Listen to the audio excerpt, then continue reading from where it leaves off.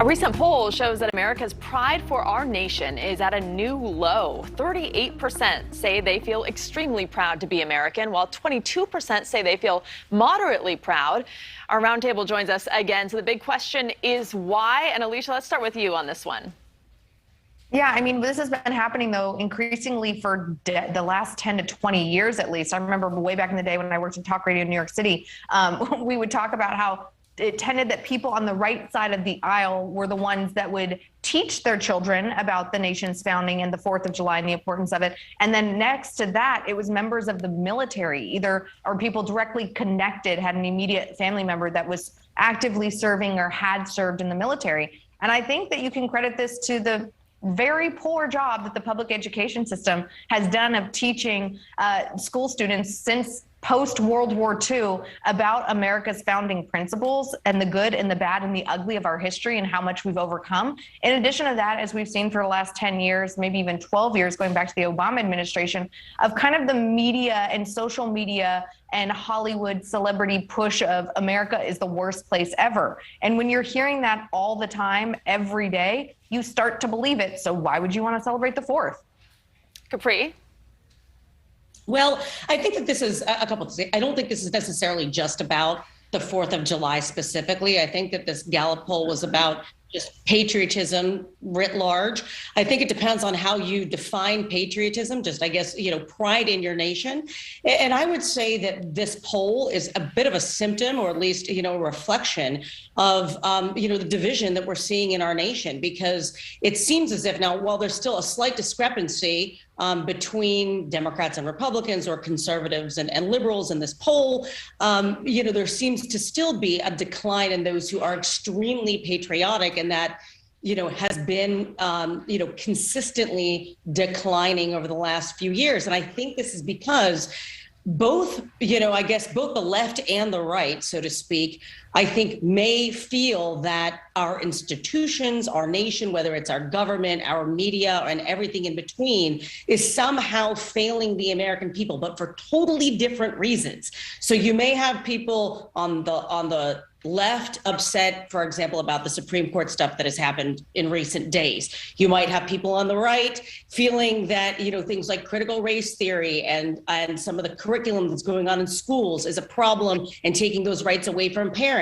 Two different types of perspectives of why the country is going in the wrong direction. We often hear about right direction, wrong direction polls in politics. I think this is very similar. So I think both sides continue to be polarized.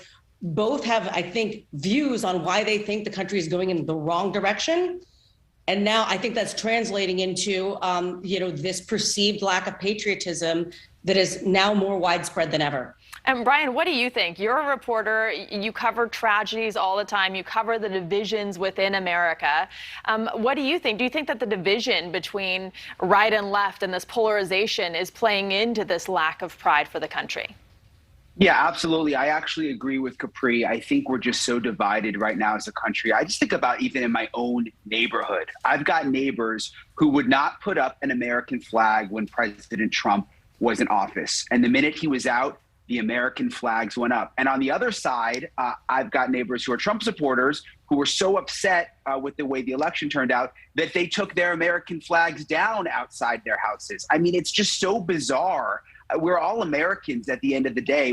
I truly believe, and you mentioned, I'm out covering stories all the time, that we have more in common than we don't. And I think people just lose track of that. And Elisha, you talk about, the teaching of values in the school system. Patriotism was never higher after 9/11, right? When we were attacked by a foreign enemy, everyone came together. We weren't divided. We were proud of our country. Why can't we be why are we divided when there are other tragedies that happen within the country, when there are mass shootings, when there's a Supreme Court decision? The division just makes us less proud of our country instead of coming together and being just Americans together and figuring out solutions. Yeah, I don't know. I don't look through that post 9/11 era with such rose-colored glasses because I moved to New York City soon after, and I remember the division. There was an immediate response of patriotism, but then there was instant division and politicization by both sides of the aisle. I think that that's part of just the American way, and I think that a lot of times people like to look back and talk about the good old days. but for a very long time, there have not been good old days where we all just got along and everything was fine. And to Brian's point about the American flag, I would say that both of those parties were wrong, because America is America. It doesn't matter who the commander-in-chief is. And Capri, I mean, you probably agree with that. The fact that we're having this conversation and that people have different views on this topic says a lot about America, right?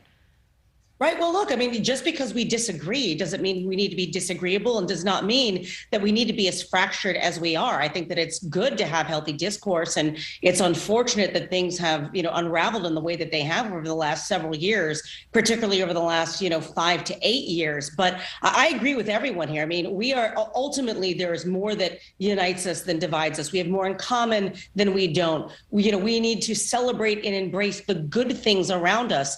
And, oftentimes that good is eclipsed by the bad, the tragedy, the pithy headline of something that is, a train wreck waiting to happen, where I think we need to focus on the positive. And a lot of times I think that, when you think about your own community, you think, well, I know somebody who's really involved in this, or community organization, or the PTA, or the Block Watch, or whatever it may be. People, I think, embrace and celebrate their local immediate community.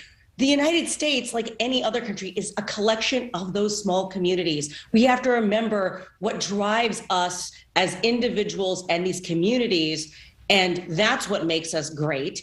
Not necessarily, who may be in the Oval Office, or what may be happening on Capitol Hill, or who may be on television.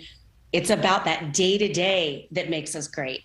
And Brian, this, according to this polling, the record low is actually led by Republicans and independents. So there is a correlation between parties and who's leading the country and who's more proud, as you were talking about, with the flags being put up depending on who was president. Do you think that plays into it, just who's responding to the poll because of who's president at the time? Yeah. Oh, absolutely. I mean, if my neighborhood is any type of little science project, I was telling you, the flags come up and the flags go down depending on who's president. But I think part of it is you put on so many cable channels every day, and you have the far left telling you that everyone who's on the right is awful and just the worst. And you've got the far right telling you every single day that everyone on the left is just the worst and you can't trust them and they're basically evil. I mean, what do we expect is going to happen? You have that happening 24/7 all day, every day, and people are taking it in. I mean, of course they're going to become less patriotic. And Elisha, what do you mean when you talk about American values, when you talk about the school system and what it teaches people? What should kids be learning? What are the values that kids should be learning in school and at home? Well, I don't have the whole time to go through the history of how Woodrow Wilson was awful and how the public education system watered down early childhood and early American history education, because I don't want to bore your listeners, but they can follow me on Twitter and ask me. It is the basics of, I know so many people, I'm 36 years old, under the age of 45, even under the age of 50, that never were required to take a basic American civics class, that do not understand the 3 different branches of government, and have never read or picked up the Constitution, let alone the Bill of Rights. That's what I'm referring to. Thank you for watching. Go to newsnationnow.com to find NewsNation on your television provider. And don't forget to click the red subscribe button below to get more of NewsNation's fact-driven, unbiased coverage.